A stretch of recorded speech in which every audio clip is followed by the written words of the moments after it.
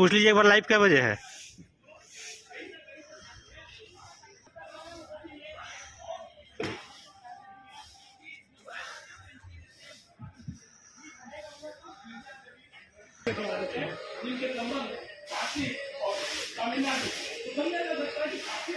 अरे थोड़े देर आ जाओ। बल्कि यहाँ पे आने के बाद उन्हें बात संभव होगा कि आखिर देश की आजादी किस तरह से हम लोगों के साथ धीरे धीरे बदलाव में आया और किस स्थिति पे हम लोग अभी हैं।